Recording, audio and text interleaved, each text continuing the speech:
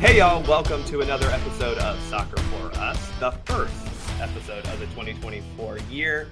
I am Bart, and on this particular episode, we're going to be talking about the resolutions and predictions that U.S. soccer can make and that we are making for 2024. Men's, women's, youth, individual, all of the above, we'll be talking about it. And to lay out their 2024 hopes and dreams for U.S. soccer is my friend and the man who is ready to travel to every of each of our 50 states to watch the U.S. men's national team. It's Thomas, aka U.S. Keeper. Thomas, great article you had up there. Yeah, thank you very much. Yeah, I mentioned it before. It's a long time coming to release that venues article for U.S. soccer. So it's on Chasing a Cup if you haven't read it already. It's good. I think we have an opportunity here over the next 6 years, 8 years to really expose the United States to soccer from the national team perspective, both men's and women's, where they haven't played before. And I think there's a lot of great stadiums that are available now and that are going to be available in the future. So I'm hoping U.S. soccer takes that opportunity to really spread the wealth and get the, people have the opportunity to have those matches and, in their cities and, regionally. So. Well, count me in for going to Louisville when that one happens. Also, the Yeah, one we were talking about before the show is Indianapolis because that stadium just looks cool. Yeah, for sure. So. Also joining me is the man who is distraught that his team's star defender is leaving the club after back-to-back seasons of giving up 50-plus goals. It is my friend and fellow Atlanta United supporter, Caleb, a.k.a. USMNT Corner. I mean, come on, right? If Miles leaves from Atlanta United and he goes to Europe, like, I'm happy for him.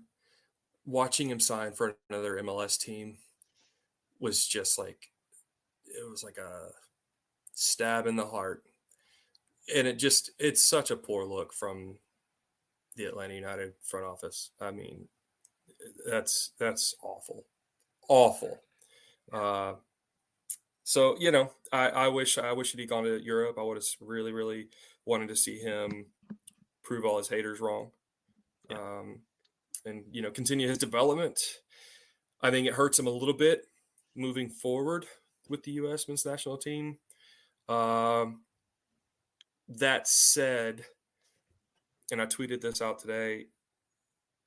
That said, the depth of quality center backs, or lack thereof, rather, keeps him firmly in the conversation for starting center back. So, it's just one of those, kind of hated to see that news, but it is what it is. What are you going to do?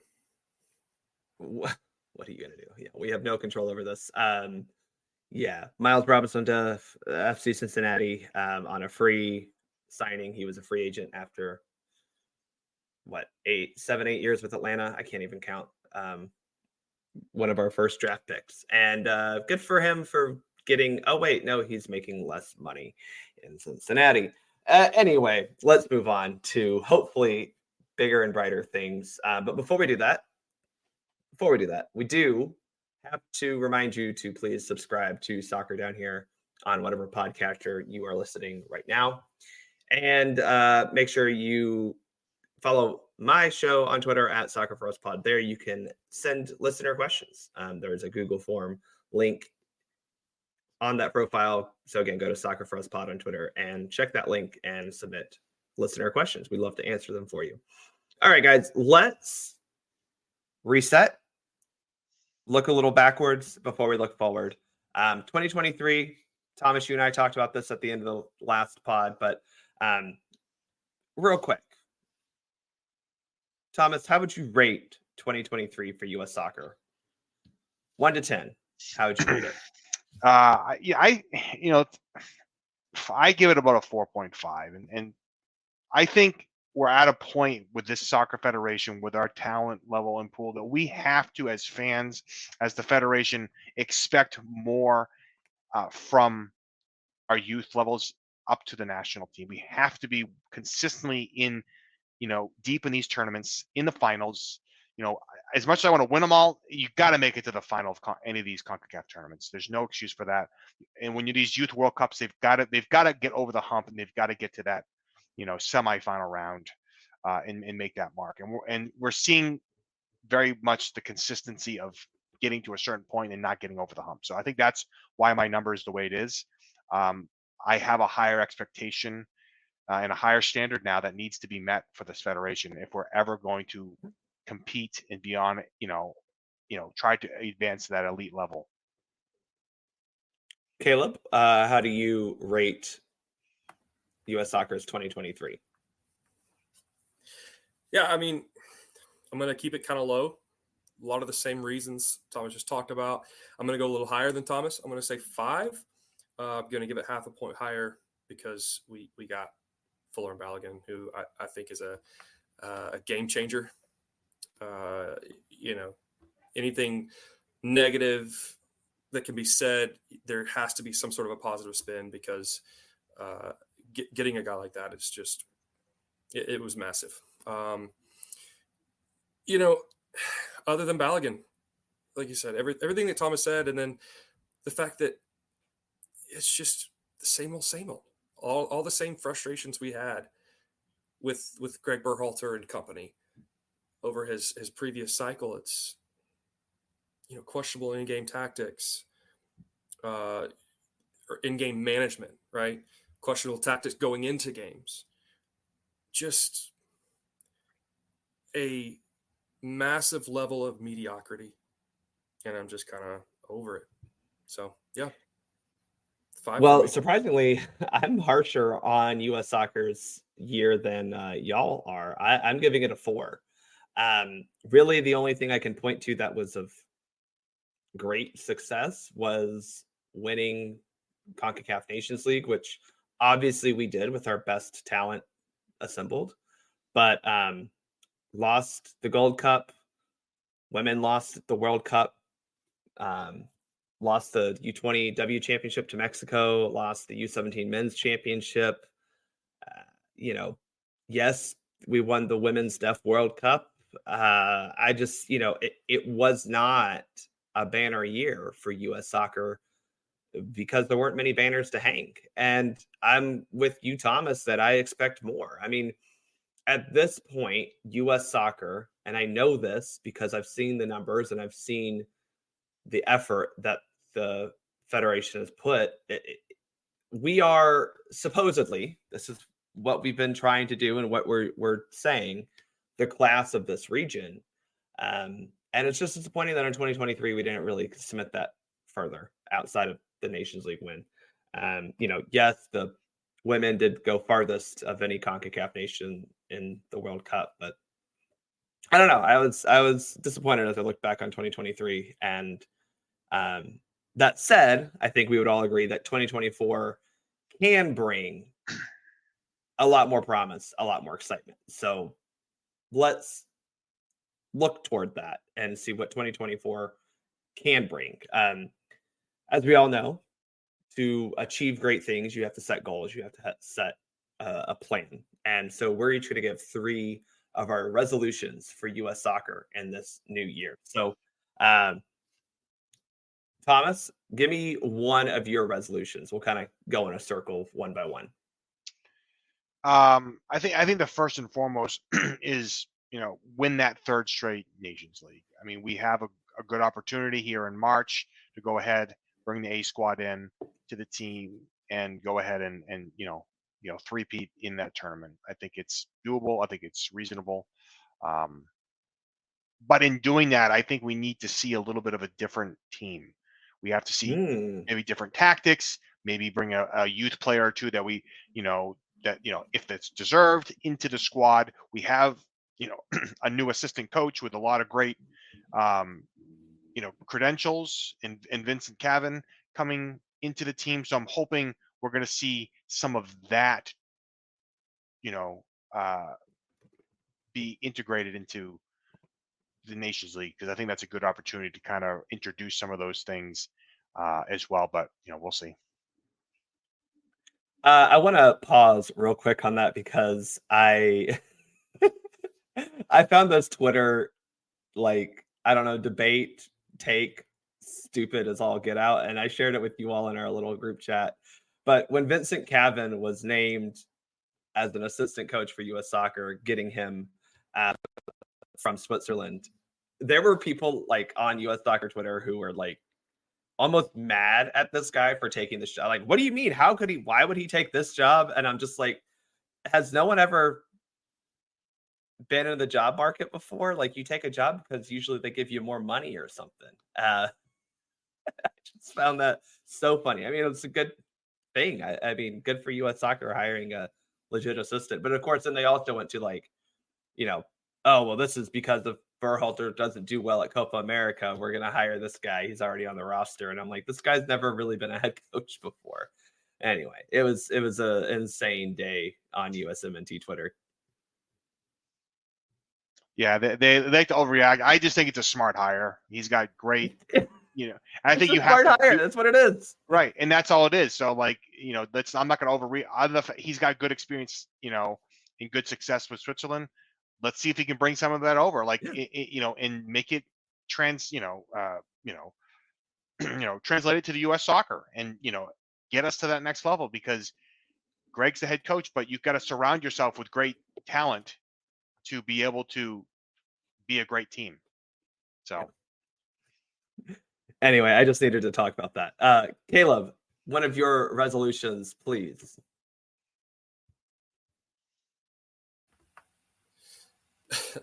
Yeah. Let's say one of my resolutions, Greg, or this is foreshadowing, or USMNT coach, whoever they may be, to find a way to score against weaker nations, right? So here's the thing.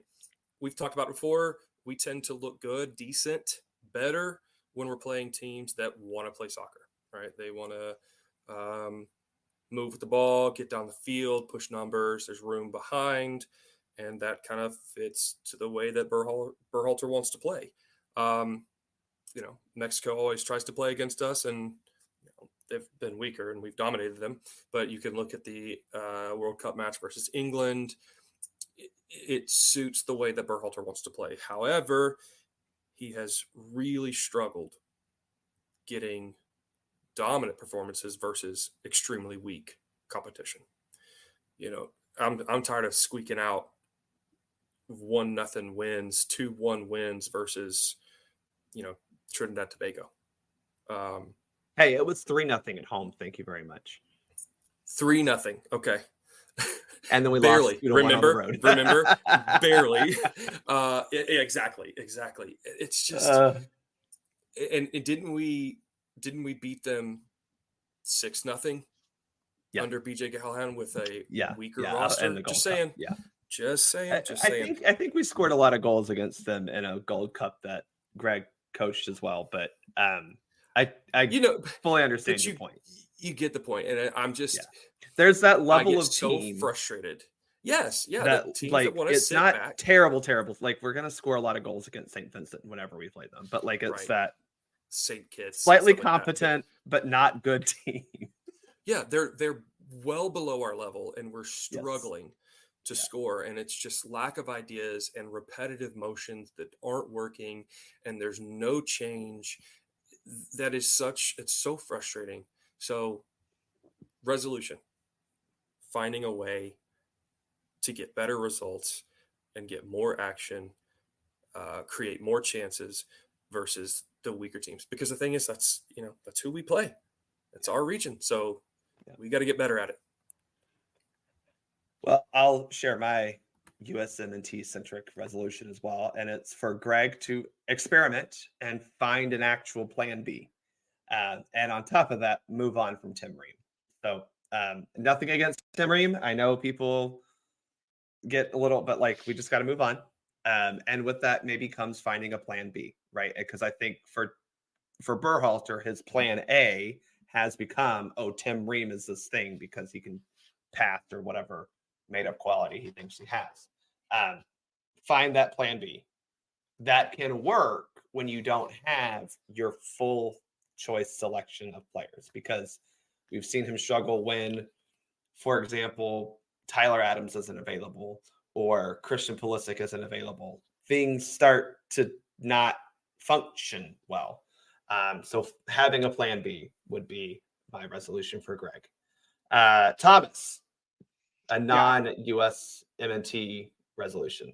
Yeah, I want to just piggyback on yours real quick because I do think that is an area that if this team's going to have success, they need to find multiple lineups with different players to be able to go and get results. So that we saw it. What are you talking about? Yeah, we saw it. We just run out the same 11. Yeah, because you can't do that because of the schedule of the World Cup, which you don't know what's going to be. But it's 4 days. Even 4 days is not a long time to recover. So we saw it in 02 a little bit with Arena, based on injuries and player availability. So I do like that.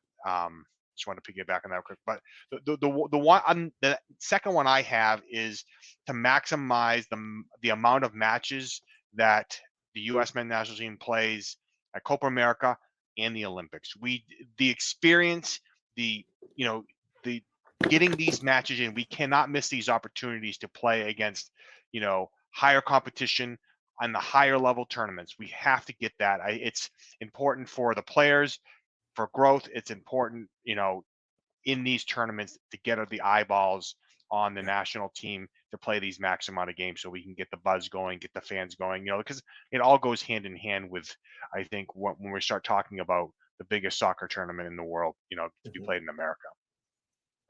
Well, and great point about the Olympics too, because going as far as possible, that is good for that group of players, because as we're going to talk about pretty much throughout the year, and we've talked about it plenty, like we have 15 to maybe 18 guys on the U.S. men's national team right now that are pretty much locked in. I would say comfortably there are 15 players that are, in my opinion, locks for any given roster, provided that they're obviously, healthy.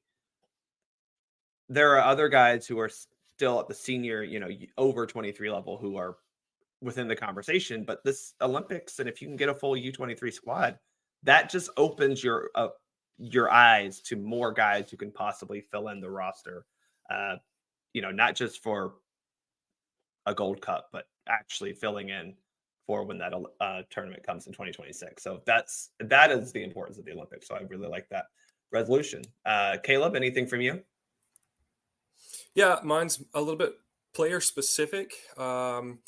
And when I talk about players, you're allowed to do that. Hey, you know what? I like it. I'm gonna lean Gio Reyna on this one, but it's beyond Gio, but specifically for Gio Reyna to find a club that wants him and covets him, like Pulisic has found in Milan. Right? I think it has done wonders for Christian Pulisic's confidence and the way he plays. And with guys, the key guys in our group, I want them at clubs where they're wanted so they can be confident, because Gio Reyna is too talented to continue to be wasted away at Dortmund. So I don't know where that's going to be, but find a club that wants him. And then, another kind of semi-specific is Chris Richards finding a club that's going to actually play him at center back. I'm glad he's playing, getting some minutes and stuff, but his future's center back, and he needs to be playing there. So hear me out now. It might not be the worst thing if Tyler Adams isn't healthy for Copa America. Hey, that Chris Richards is your D-med. Versatility is massive, especially in roster restricted tournaments. So Richards has played right back. He's played center back. He's now playing defensive mid. It's not a bad thing at all, but I'd love him to be at the position where we all think his future is. But mainly Gio, because. But mainly Gio. But I do love how you specified go to a club where they want you to be there. Like I think Milan and Pulisic have kind of found a good relationship. Look what that's doing. Christian had that problem at Chelsea, Yes, exactly. It's not that Pulisic couldn't do it. I mean, look what he's doing right now. He's better than every other $18,000 million winger that Chelsea's bought since then. 100%. So it's not that he can't do it. It's where are you being utilized, and where do you fit in? Where do they want you? And so Gio's got Yeah. unbelievable amounts of talent. If you could Just pick needs one, to- oh, if you could pick one, what if okay, how about this? I want him to go to Spain. I'm not going to say a club because I think there are several clubs that's that could fair. fit him. I'd love to see him go to Spain because I think there's a lot of clubs that his style he could Yeah. step in and be a contributor right away. So let's say I that. can back that. La Liga sounds like it could fit well with Gio Reyna. Thomas, anywhere you would want to see Gio land? Ajax. Yeah, I mean, if he's in a top, yeah, I mean, I think he would shred up that league, and maybe that's what he needs a little bit too, right? Maybe he just needs an opportunity just to go out and have some fun and just tear up a league, and then get another transfer.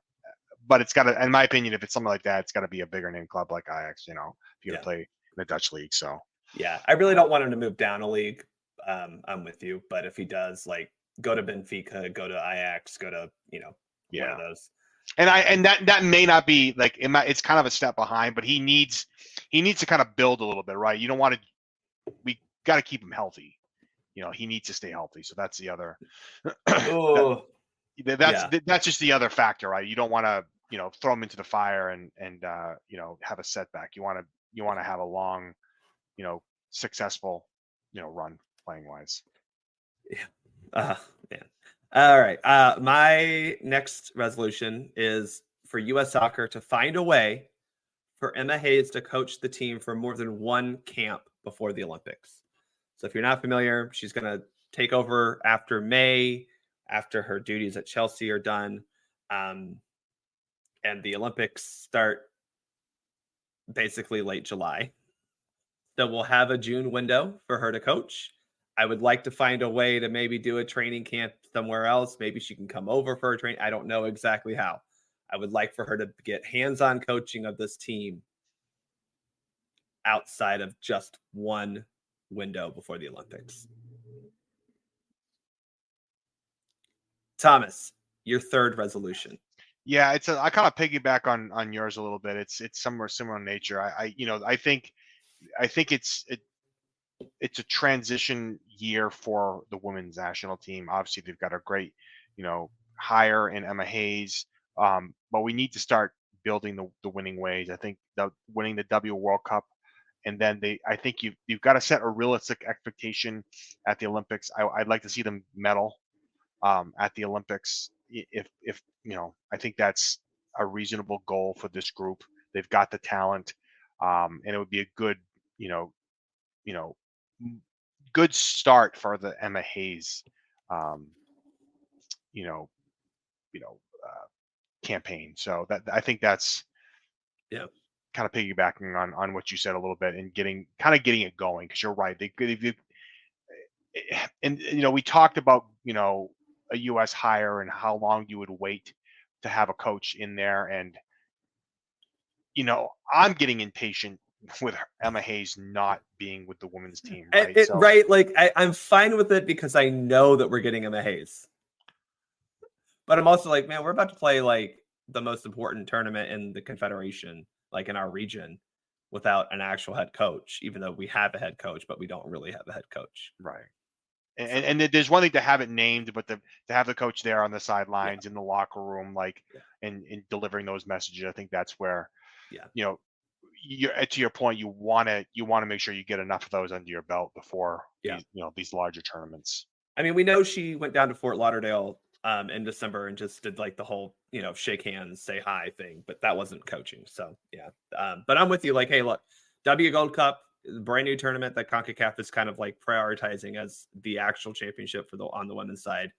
You got to go win it. Because you can't let Canada have that, and you sure as hell can't have Mexico have that. Also, you play Mexico in your group, so go ahead and beat them. Caleb, I do like this last resolution you've noted down, because I think this is something that we've struggled with at federation level for a while. So share with us your last resolution. Yeah, I mean, and we've talked about it here before, but I want to, and I have it written down like this: fully establish a U.S. team hierarchy And I don't know if we're going to fully get there in 24 just because of how young our team still is, right? So I said for so long, our senior team was our U23 team, right? And I have in parentheses, technically still is, because I mean, you look at it, you mentioned it, there's, 14, 15, 16 guys that are, quote unquote locks, right, for the roster. And of those guys, the majority of them are kind of within that U23 age. But I think there are enough guys that are, advancing past that U20 stage that can make up a full, bona fide, if you will, U23 roster. We can start really focusing on it, get the right guys, not just getting placeholder coaches, putting effort into developing these guys. And I think it goes a long way for the overall, just what's the word? It's when you know that you're on a team and you are counted on, right? Like on the senior national team, you got these young guys. They're the core. They're going to continue to grow. They're going to be the core for a long time. Then you've got young guys who, for the last several years, have been counted on to be those guys. Now they can take a more traditional path to the senior team without having so much pressure put on them at such a young age. Does that make sense? I feel like I went a really long way around to get to that point, but it's just going to be really, really nice to have a path for these guys that isn't literally being thrown in the fire. Like, you're of age, here you go. We need you, buddy. That's, you think about it. That's what we've had to do for the last several years. Look at the World Cup team. It was a youth team. It was a U23 team, save for, 3 guys. Yeah, Playing and in a I World think, Cup. I mean, you had Tim Weah, U23, Sargent starting U23. You know, basically at every position, we had a U23 player starting for our World Cup. I'm with you. And furthermore, I think retrain our fans to not have the expectation be like, well, Caden Clark, he can't start for the U.S. national team, so is he any good? And it's like, well, he's 20. Chill. Right. Yes, exactly. Exactly. Like, people right now are saying, oh, well, Atlanta United is stunting Caleb Wiley's development because he's 19 and he's not in Europe. Like, he's 19. It's cool. Yeah. Like, we're good. You have to allow players to develop and not just push them. I'm with you. Expectations were so skewed because there was no choice. Does that make sense? The last 4 years, it was we had no choice but to count on these guys. Yeah, it was a lack of options. You either went with the young guys or you stay with the old hat, which, and the problem is the divide was so massive. You had nothing in between. So, and that's the thing. I mean, I had it in a tweet earlier this week. Like, you have a lot of young talent. Bello is a good example. Cowell, like all these players, like, you've got to be patient with it. Like, they all got to come at their different times of doing this thing. But having this hierarchy in place where they say, hey, you know what? As much as you want to play with the national team, you'll get your chances. But guess what? Maybe you're going to play U20. Maybe we have to set up a U23, U22 type of team that's going to play in more tournaments. And have that proper realistic progression for that, because sometimes you throw these players in the fire and they lose confidence and then they're done. And what do you got from the national team? Yeah. That's a big point. Because you have guys that are, they're reaching around that 20-year-old age thinking, I have to be at this level right now. Because for so long we had that choice. Like France, guys aren't 19, 20 thinking I have to be at the senior team level, unless you're an Mbappe type or whatever, but they have that hierarchy. And so I really, really just want to see that get established or begin to really be put in place in 2024. And I like that because we're doing that kind of right now with Gaga Slonina, right? Where we all see him as a potential prospect for the future, but also you have to be realistic and go, the kid is 20, playing in Europe for the first time. Let him focus on that instead of the weight of I need to be making the men's national team tomorrow. Oh my gosh, we're playing Germany in a couple weeks. Am I going to be on? Like, let him focus on being the best player he can be at the club he's at. Same with like a guy like Taylor Booth, right? He's had some injury issues. He's 22, so he's by no stretch like young in that regard, but he is very much a U23 player who, went through the U20 process, did that well, move him on up, continue to track development, because I'm with you. If you just put guys and cap them and then say, okay, well, he's here, he's a senior player, it doesn't always work out. That there's a lot that can happen between 18 and 25 that could derail a career, end a career, or catapult a career. All right, my final resolution, and this is one that has nothing to do with actually, no, false. It has everything to do with how we play.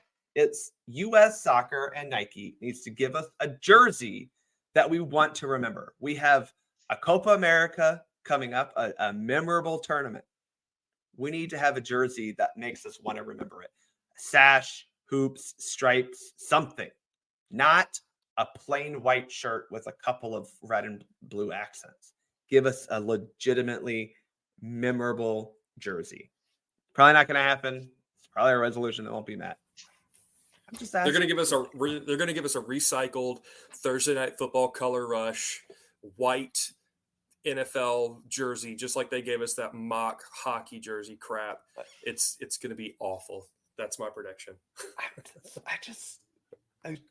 Give us something that looks remotely memorable. The problem is the 2022 jersey is memorable for all the wrong reasons. It's just not good. I mean, I've given them the roadmap to the history of the kit.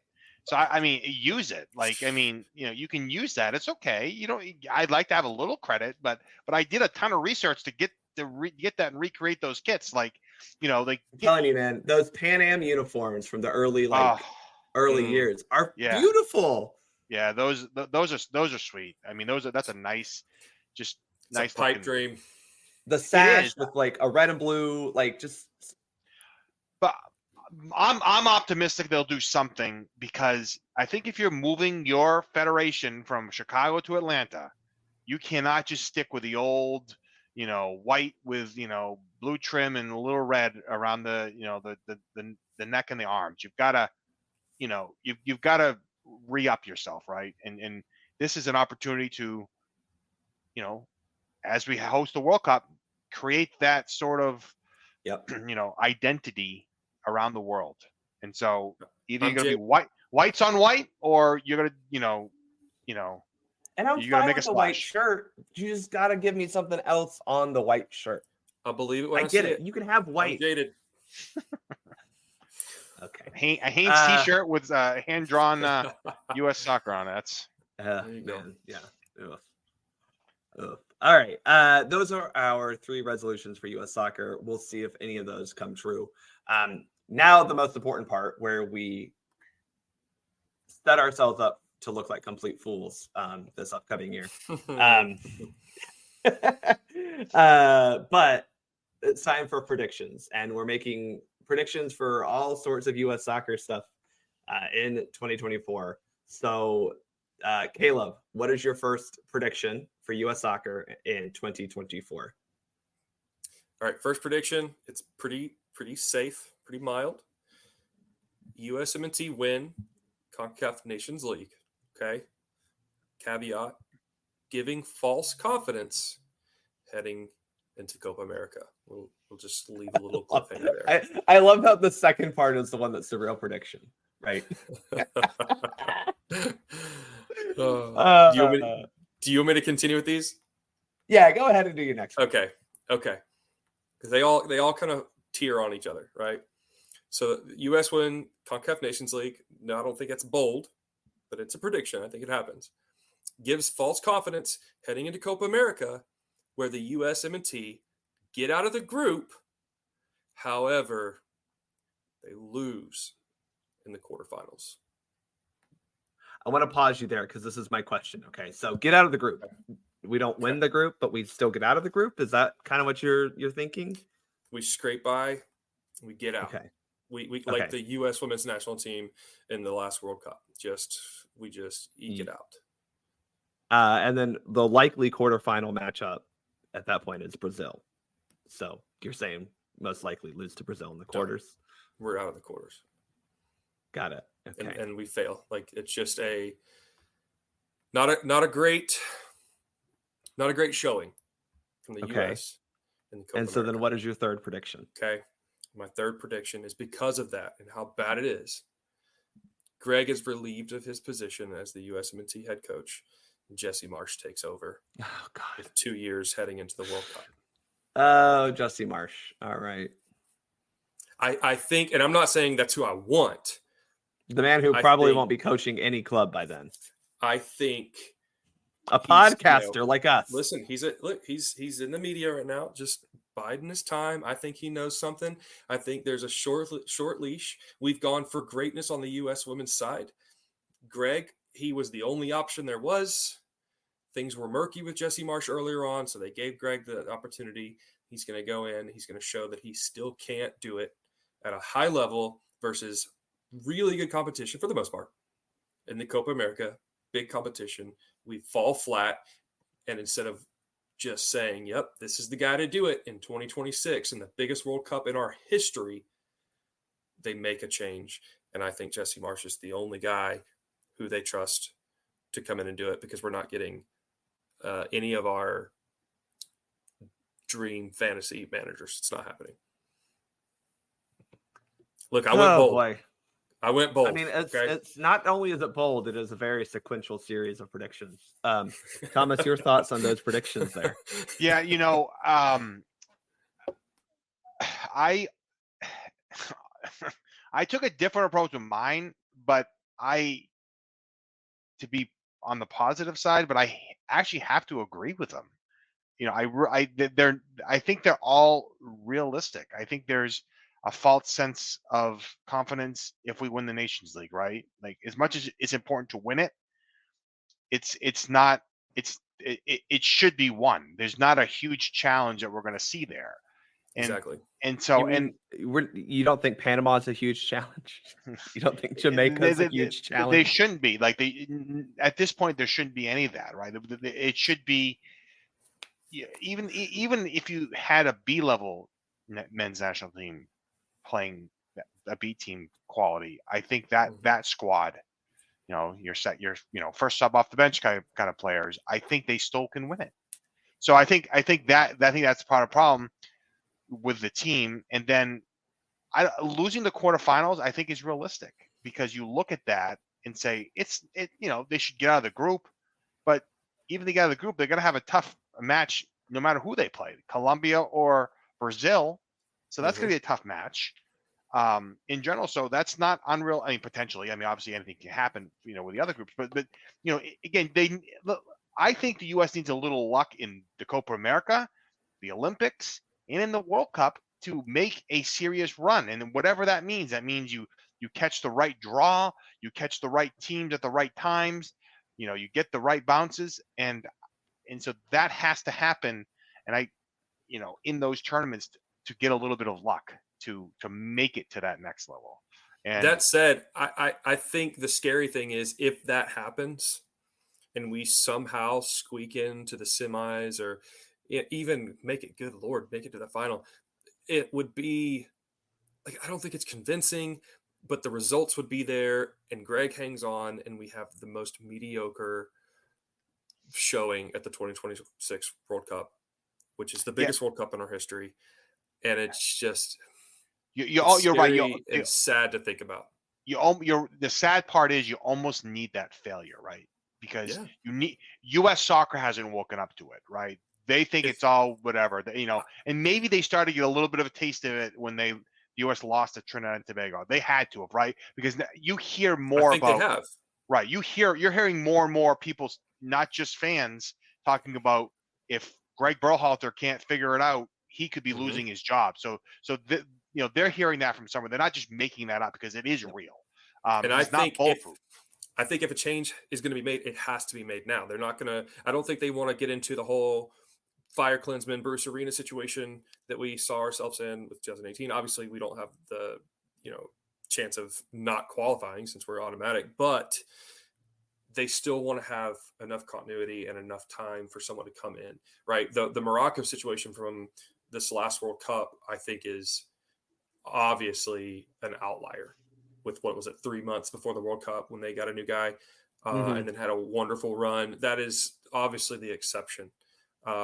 If a change is going to be made, it needs to be made very soon.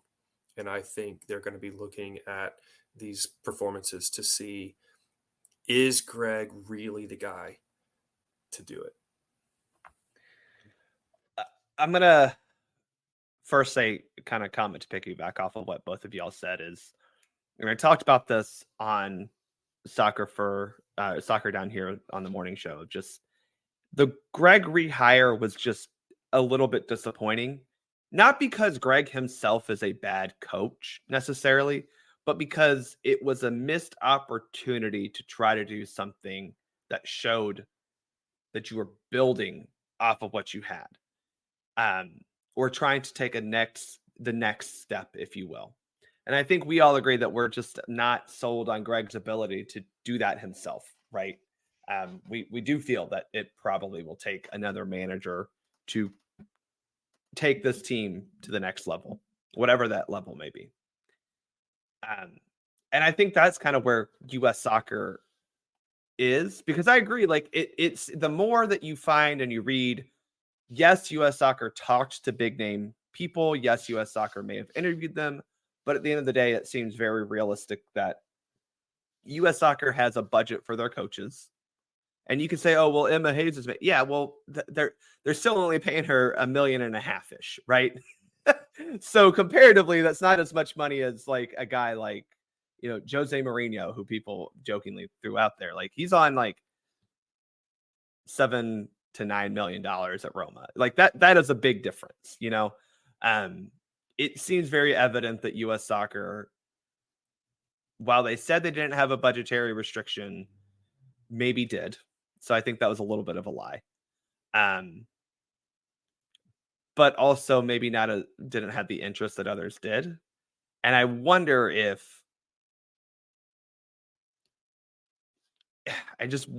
those options might be more numerous if you're in 2024 and you can see a World Cup very much on the horizon. Does that make sense? Yeah, I mean, it could. Go ahead, Thomas. No, yeah, I think it does, because I think it's not the first World Cup the U.S. has hosted, right? There's a precedent there. They set all these records for viewing. They set all these attendance records, and so you want to be part of the party. You're invited to the dance, but now you want to be part of it, right? You want to be in, going deep in this thing, because there's future money that's coming from this, right? And so if you can't show well, and if we've known anything from U.S. soccer, they get a little nervous at times. And so I think Caleb is right on. Trust me, I think U.S. soccer is talking to Jesse Marsch and say, hey, be ready. Like, because I mean, you see what Jesse's talking about lately. He's, it may not happen for performance reasons, but like, if it does, he's ready to go. And they're clearly talking to him. He's saying the things, in the moment that is, making it a lot different from what Greg is saying, right? So he's making that divide. He's maybe not the right candidate or what people want, but like, I think that's the option you have, right? Just like what they did with Bruce Arena. Like, it was the logical option at the moment. So I think he could absolutely be playing.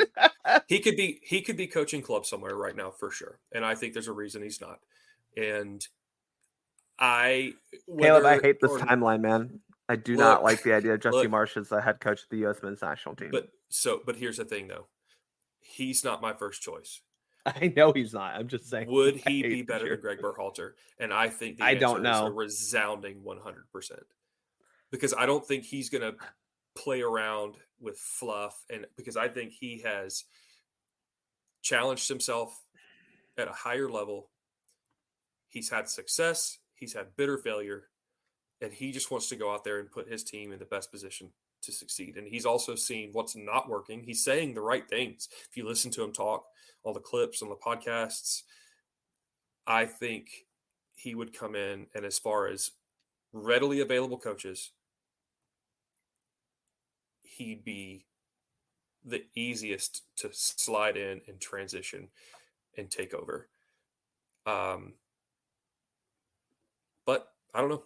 We'll see. Like I said, I was trying to be bold and try to be very specific on some call outs, but it's all based on very realistic possibilities.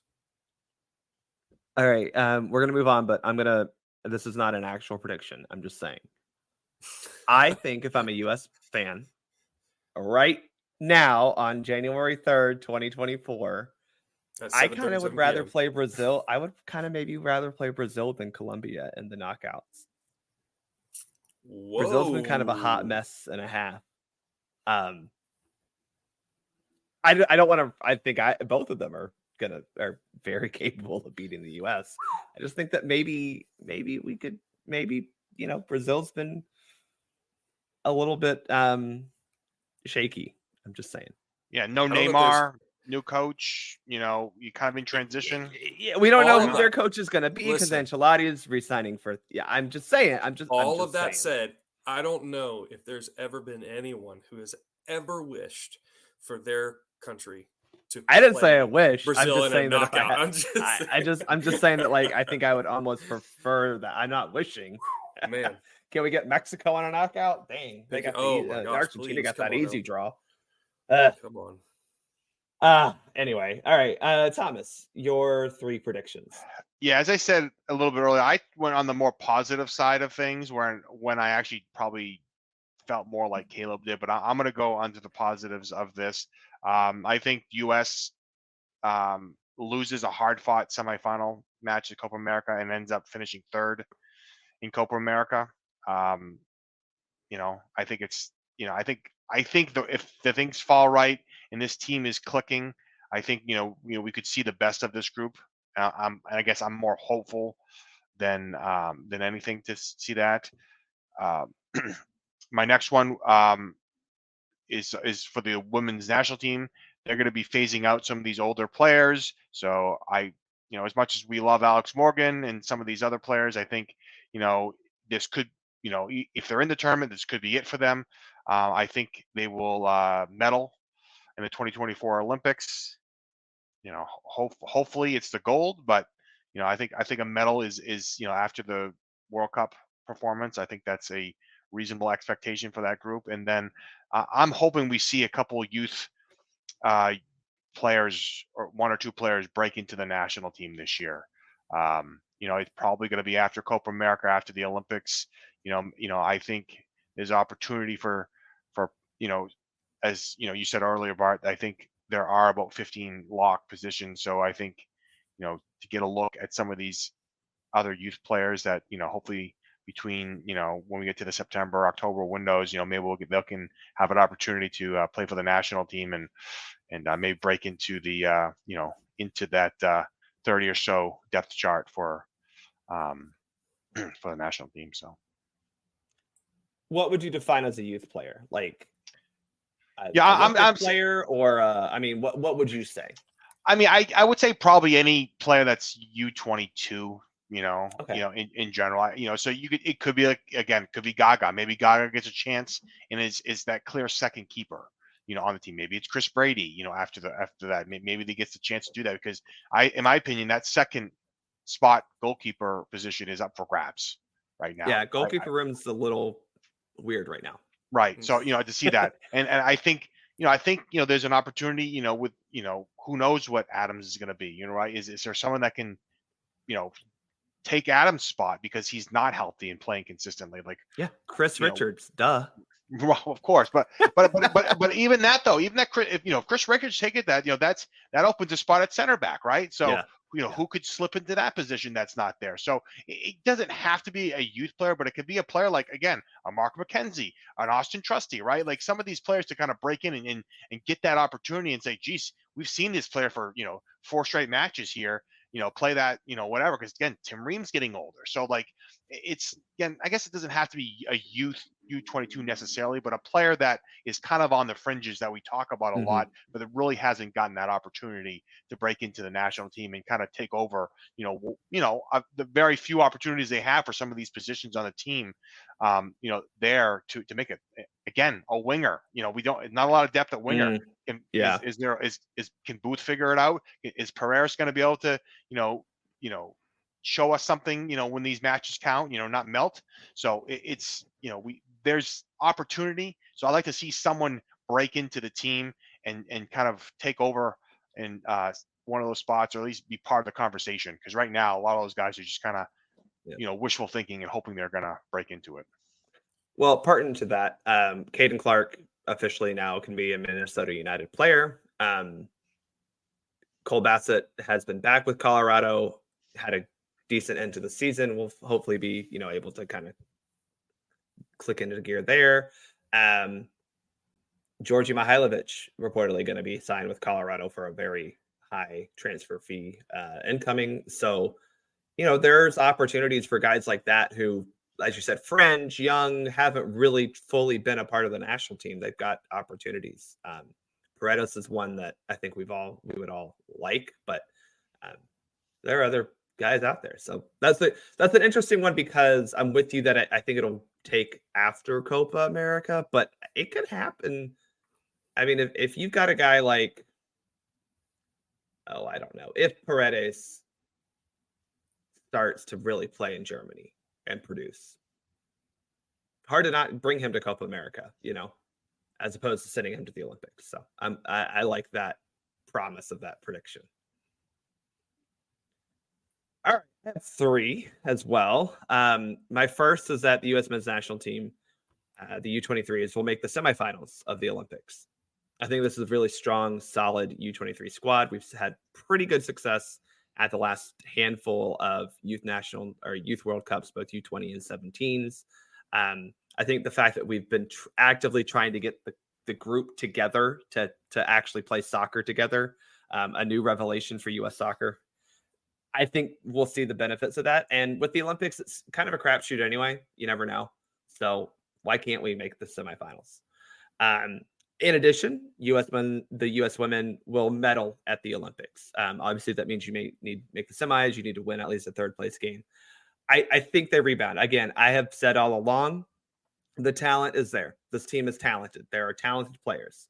And as we keep getting further away from 2023's failure down under, I keep seeing more and more, young players that we knew existed, but like are truly showing that they can play ball.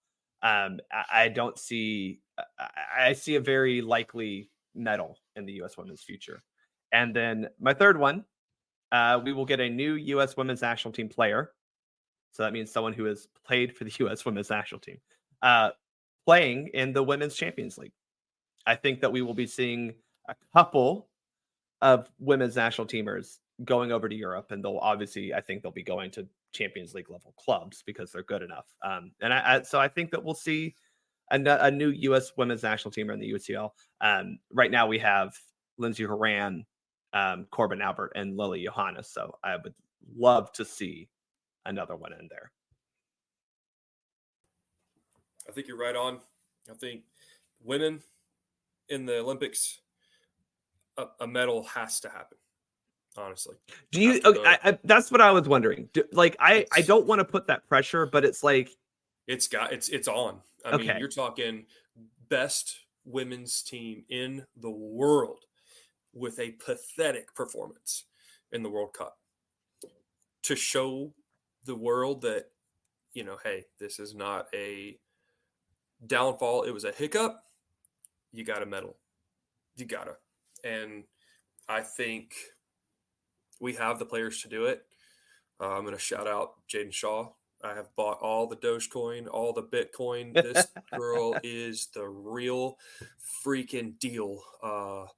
Love the way she plays, and I think she's got some big time minutes in her down the stretch, and I think she's going to be a big role. She's got a big role to play because I don't think I'm the only one that sees that. So But I like that call, and I would say that anything other than a medal is an absolute failure.